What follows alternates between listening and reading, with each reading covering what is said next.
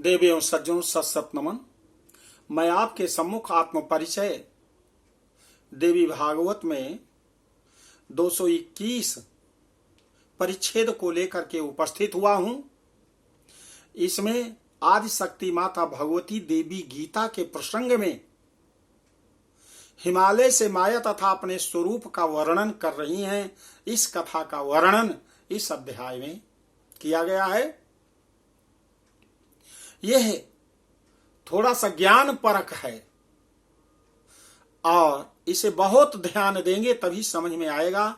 तो आपसे निवेदन है, मेरे इस वीडियो को शुरू से अंत तक जरूर आप सुने और माया तथा माता के स्वरूप को समझने के लिए ध्यान जरूर दें।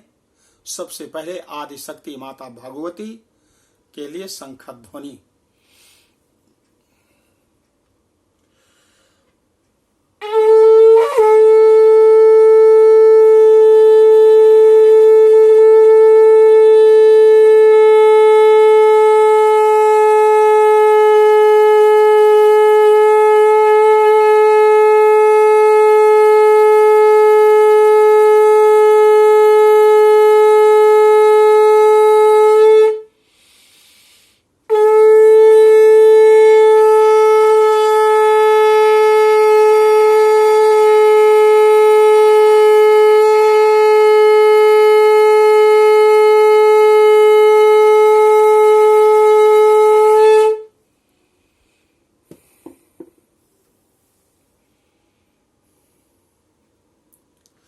देवताओं की तपस्या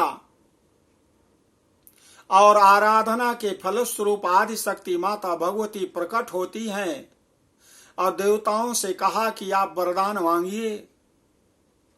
तो देवताओं ने वरदान मांगा। कहा, माता भगवती, तारकासुर नाम का असुर हम लोगों को रहने नहीं दे रहा है। कृपया आप हम लोगों को उससे रक्षा करें और अपनी भक्ति हम लोगों के अंदर में सदा बनाए रखें। मां, ऐसी आपसे मेरी प्रार्थना, यही वरदान आप मुझे दें। माता भगवती ने कहा, ठीक है। लेकिन देवताओं ने कहा कि मां, ब्रह्मा जी ने वरदान दिया कि भगवान शिव के पुत्र के द्वारा तारकासुर का अंत होगा। अब भगवान शिव ने विवाह नहीं किया है और किस प्रकार उनको पुत्र होगा, तो कैसे तारकासुर का वध होगा। कहा, देखो देवताओं, चिंता मत करो, मैं वरदान अवश्य देती हूं और मेरा ही स्वरूप गौरी के रूप में हिमालय के यहाँ प्रकट होगा। हिमालय राज भी मेरे लिए तपस्या कर रहे हैं और आप लोग कोशिश करिएगा हिमालय राज से कि ये स्वयं गौरी को भगवान शंकर को देने की कृपा करें और उनसे जो पुत्र होगा उसी से तारकासुर का संहार होगा। उसी समय हिमालय राज वहां पर आते हैं और माता से कहा, मां, मैं जड़ हूं, स्वप्न में भी कभी नहीं सोच सकता, समाधि में भी नहीं सोच सकता कि जो जगत जननी जगदम्बा पराअंबा है, जिनमें संपूर्ण ब्रह्मांड समाया हुआ है, वह मेरे यहाँ पुत्री के रूप में अवतरित होंगी। मैं उनका पिता बनूंगा।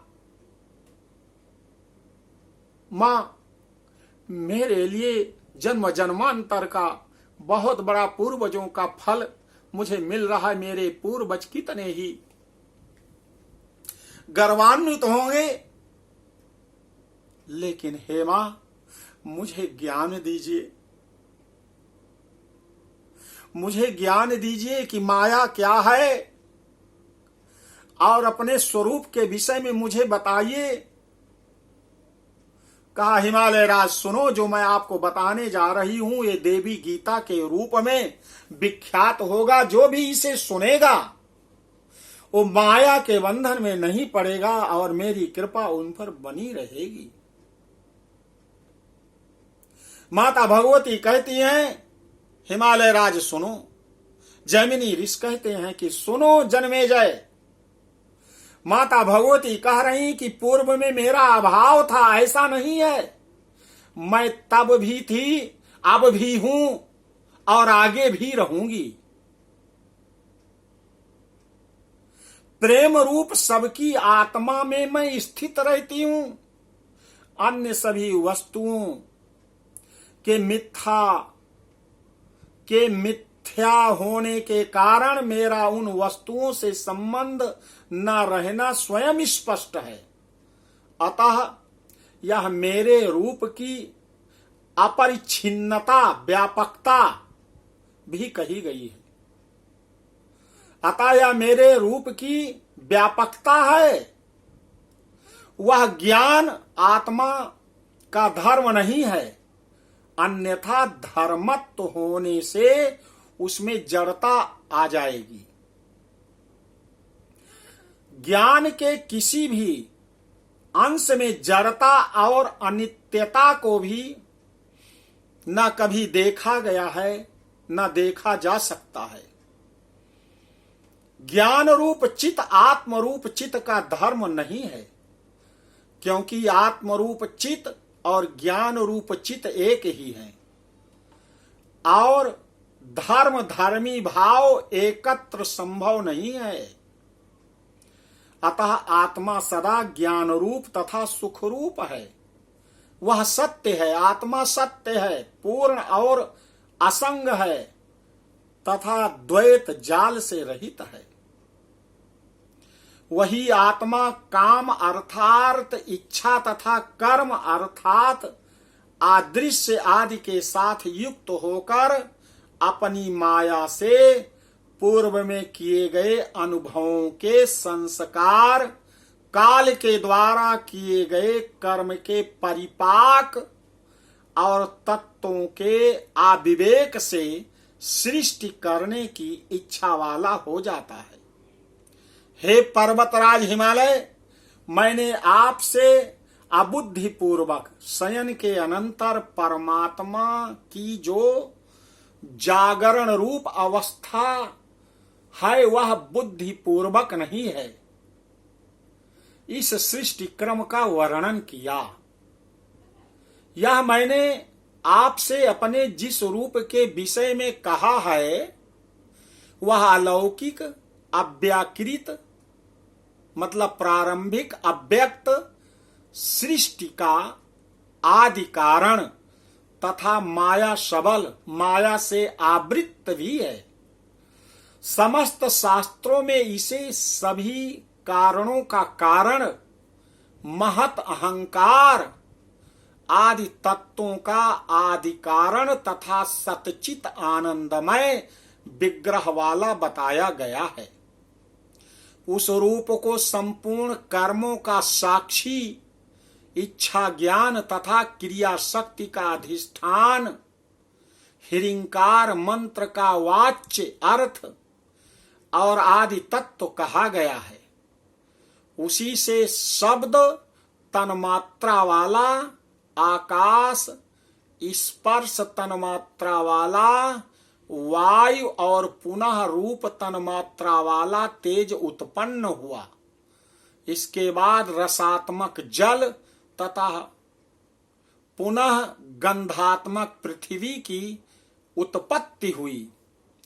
आकाश शब्द नामक एक गुण से वायु शब्द तथा स्पर्श इन दो गुणों से और तेज शब्द स्पर्श रूप इन तीन गुणों से युक्त हुए, ऐसा विद्वान लोग कहते हैं।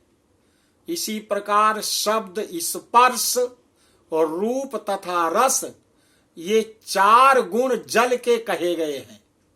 शब्द, स्पर्श, रूप, रस तथा गंध इन पांच गुणों से युक्त पृथ्वी है। उन्हीं पृथ्वी आदि सूक्ष्म भूतों से महान व्यापक सूत्र उत्पन्न हुआ, जिसे लिंग शब्द से कहा जाता है। वह सर्वात्मक कहा गया है। यही परमात्मा का सूक्ष्म शरीर है। जिसमें यह जगत बीज रूप में स्थित है और जिससे लिंग देह की उत्पत्ति हुई है, वह व्यक्त कहा जाता है और वह पारब्रह्म कारण शरीर है, उसके विषय में पहले ही कहा जा चुका है। तदनंतर उसी अव्यक्त शरीर लिंग शरीर से पंचीकरण प्रक्रिया के द्वारा 5 स्थूल भूत उत्पन्न होते हैं। अब उस पंचीकरण प्रक्रिया का वर्णन किया जा रहा है। पूर्व में कहे गए 5 भूतों पृथ्वी, जल, तेज, वायु तथा आकाश में प्रत्येक भूत के 2 बराबर बराबर भाग करके प्रत्येक भूत के प्रथम आधे भाग को पुनः 4 भागों में विभक्त कर दें। इस प्रकार प्रथम भाग के विभक्त चतुर्थांश को अन्य 4 भूतों के अवशिष्ट अर्धांश में संयोजित कर दें। इस प्रकार प्रत्येक भूत के अर्धांश में तदतिरिक्त 4 भूतों के अंश का योग होने से 5 स्थूल भूतों का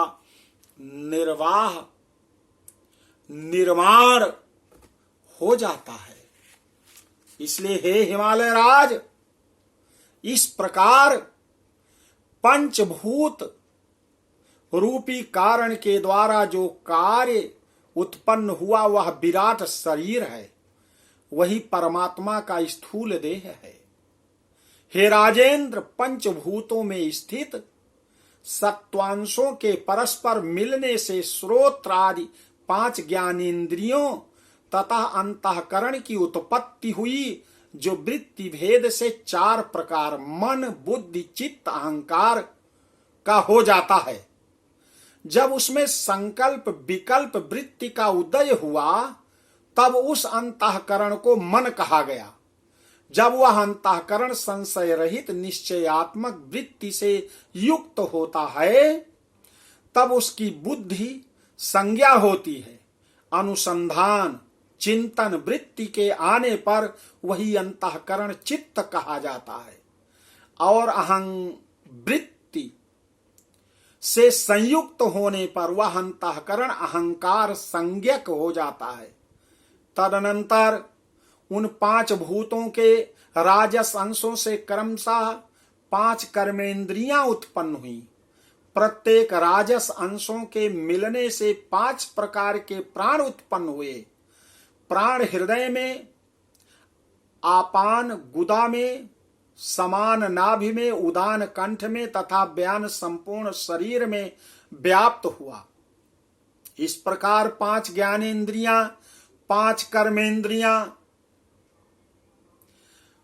प्राण आदि 5 वायु और बुद्धि सहित मन, इन्हीं 17 अवयवों वाला मेरा सूक्ष्म शरीर है, जिस लिंग शब्द से भी कहा जाता है।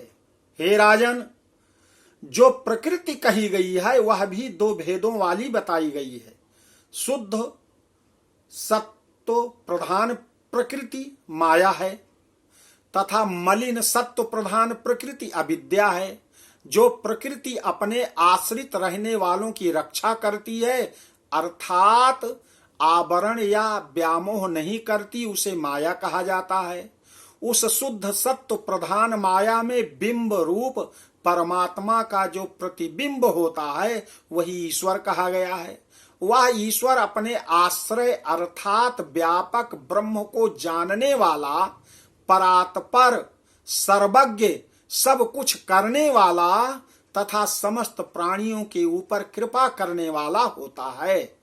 हे हिमालय राज, मलिन सत्व प्रधान अविद्या में जो परमात्मा का प्रतिबिंब है वही जीव कहा जाता है और वही जीव अविद्या के द्वारा आनंद अंश का आवरण कर देने के कारण सभी दुखों का आश्रय हो जाता, सभी दुखों को प्राप्त करता है। माया अविद्या के कारण ईश्वर और जीव इन दोनों के 3 देह तथा देह त्रय के अभिमान के कारण 3 नाम कहे जाते हैं। कारण देहाभिमानी जीव को प्राज्ञ, सूक्ष्म देहाभिमानी को तेजस तथा स्थूल देहाभिमानी को विश्व, इन 3 प्रकार वाला कहा गया है। इसी प्रकार ईश्वर भी ईश, सूत्र तथा विराट नामों से कहा गया है। जीव को व्यष्टि रूप तथा परमेश्वर को समष्टि रूप कहा गया है। हे सर्वेश्वर, वह सर्वेश्वर मेरी माया शक्ति से प्रेरित होकर जीवों पर कृपा करने की कामना से विविध भोगों से युक्त विश्वों की सृष्टि करते हैं। हे राजन, मेरी शक्ति के अधीन होकर वह ईश्वर रज्जु में सर्प की भांति मुझ ब्रह्म रूपिणी में नित्य कल्पित हैं। तो आपको मैंने अपने स्वरूप और माया के विषय में बताया कि किस प्रकार से यह मन बनता है, कैसे 5 कर्मेंद्रियां, 5 ज्ञानेंद्रियां और 5 प्रकार के ये प्राण, ईश्वर क्या है, जीव क्या है, अविद्या क्या है, अविद्या क्या है, सब कुछ मैंने बताया।